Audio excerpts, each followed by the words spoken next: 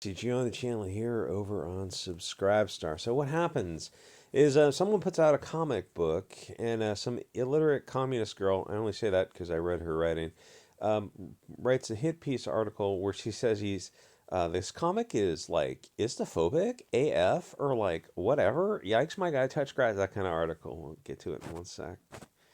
And that's pretty much all it takes to get your comic book kicked off of Kickstarter and also shadow banned on Indiegogo.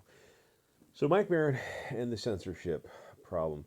Clearly, we cannot continue on this pathway where only some ideas are allowed and others are verboten. Politics being downstream from culture and the platforms on which people discuss the culture.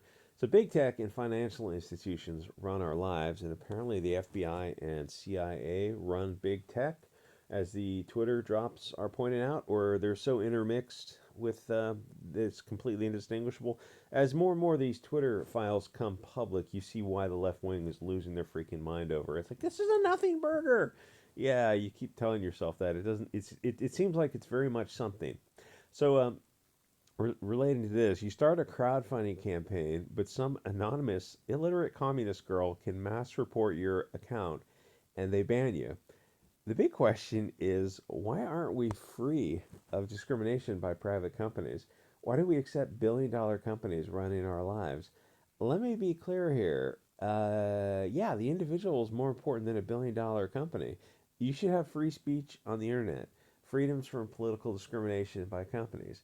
Problem is, society is not moving fast enough to keep up with the innovations and the problems that technology are presenting to us.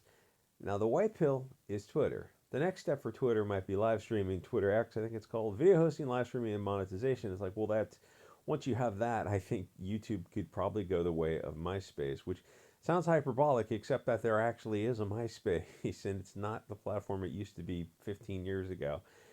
If they wanted to have like a Twitter marketplace, like Gab's got a marketplace, or a crowdfunder fork off from within the platform, they absolutely could do that. Like, there's so much for Twitter to potentially do.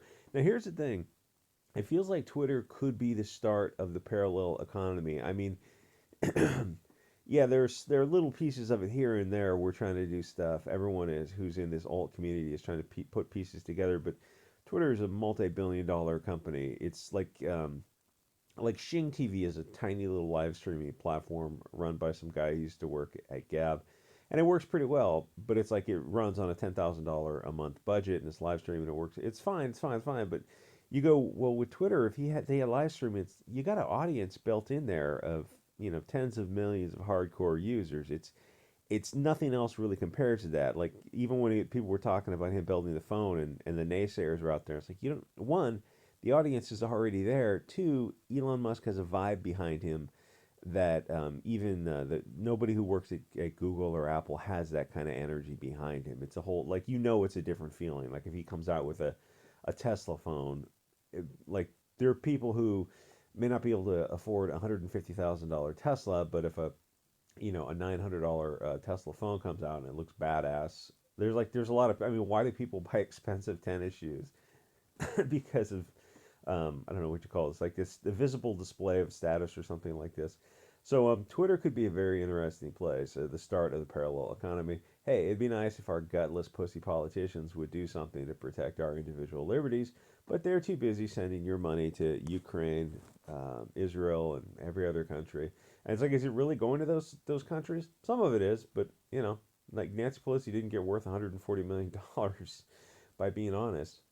Literally the end stage where they're looting the treasury. That's where we are now.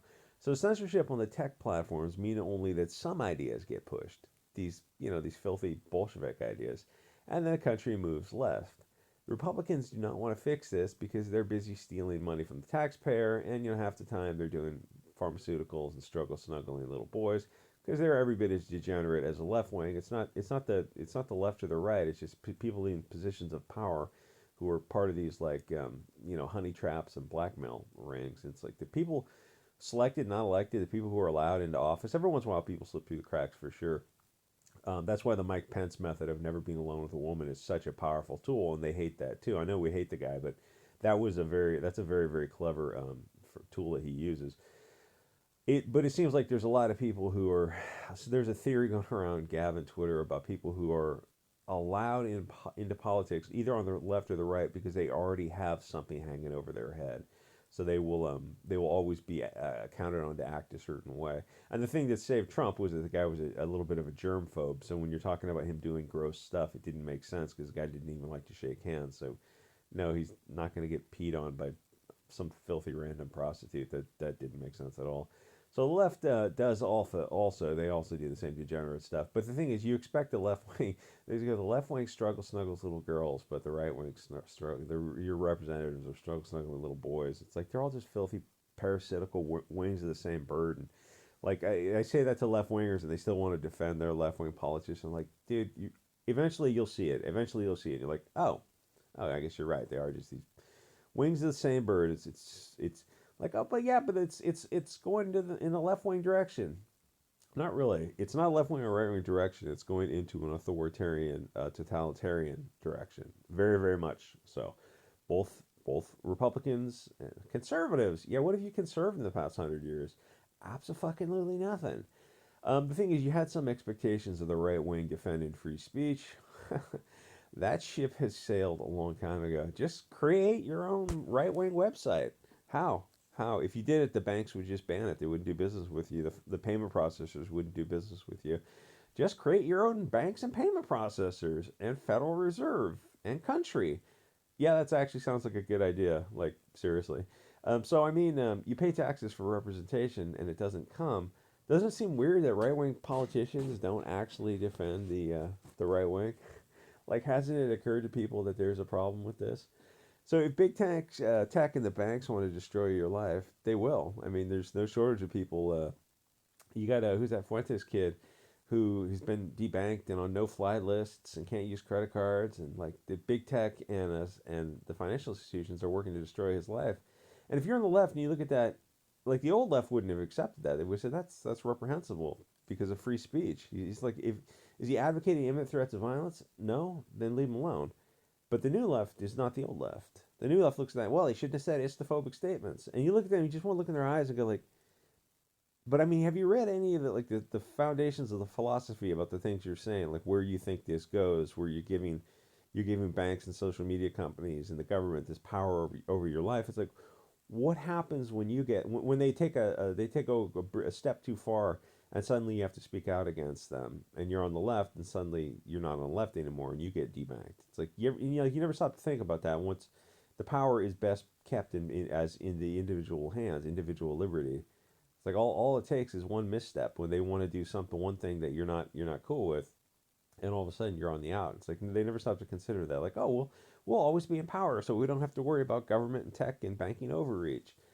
But you are tacitly admitting that those are the systems of power. Where I look at like, oh yeah, that they should not be able to. Banks and financial institutions should not be able to discriminate against you.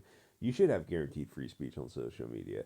So yeah, we're building alternative communities, but should no representatives be doing something?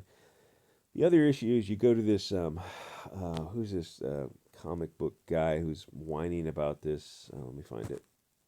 So this is the other issue from Jerry Conway, who stands with Ukraine and is paying $8 a month for that blue check mark. Yeah, you're paying $8 a month for that. You hate it. It's funny because some people who had the blue check mark have refused to pay it. So you see these accounts that get millions of followers and they don't have the blue check mark, and it just feels weird to see them without a blue check mark. But they're hashtag resisting. So Jerry Conway, Mike Barron is not the okay. This is from the article that this illiterate communist girl wrote. The actual publishers condemn his a-holery and the white fashionable. So here's the thing: is like, why would you mention that he's of European descent? How does that? I mean, how does that affect your argument? It doesn't bring anything to the argument. It just makes it seem like what it is. You just hate these people. So that's the other issue, is the anti-white hatred coming from these guys. The comic guy on Twitter called him a white fashionable. It's a longer issue, but the short version is that these people are just anti-white racists. They simply hate you because you're of European descent. It really is just that simple. They hate you as a group. If you continue to operate as individuals, they'll destroy you. It's like, hey, why does the right wing keep losing? Well, that's one of the reasons. The other reason is they keep disavowing the far right. And you're like, but you know, the left doesn't disavow the far left, so they're not playing by those rules. So they have the broadest coalition possible, and they win. The right has a purity spiral where they disavow the far right, and the right continues to lose. And I look at that moderate right who's disavowing the far right and go like, you're not the right. You've been con ops this whole time. And to be fair, like a lot of people don't know it. They don't understand. Like they have to come face to face with a lot of stuff and look at these people like, yes, these people hate you as a group because of where you're from in the world. You have to respond as a group. And I know it's a new way of thinking because you've been brainwashed into thinking something else through, the past 50 odd years. But what do you want me to say? It's game theory 101. If you don't advocate and advance your own interests, so you guys are attacked as a group. Yeah. The who white people are attacked as a group. You go, okay, so you're gonna form your own like business entity to sell your own stuff as a group. Oh, you guys can't possibly do that. You're istophobic, Hugo Boss. But you're attacking them as this one group, and if they get like you're censoring them and you're telling them they can't do business because they're part of this group, they're of European descent.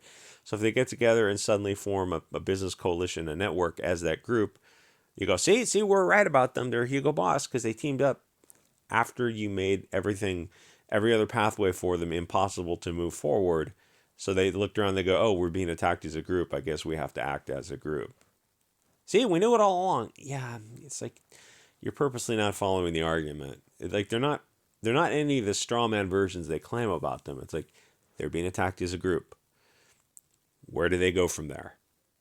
Where are they supposed to go from there? Oh, they're just not supposed to sell their comics. They're just supposed to, stay out of the industry. Yeah, that's what you want, but they want to, I mean, they have a right to sell comics as a group if they have to. It's like this whole pathway, it didn't have to go down this way, but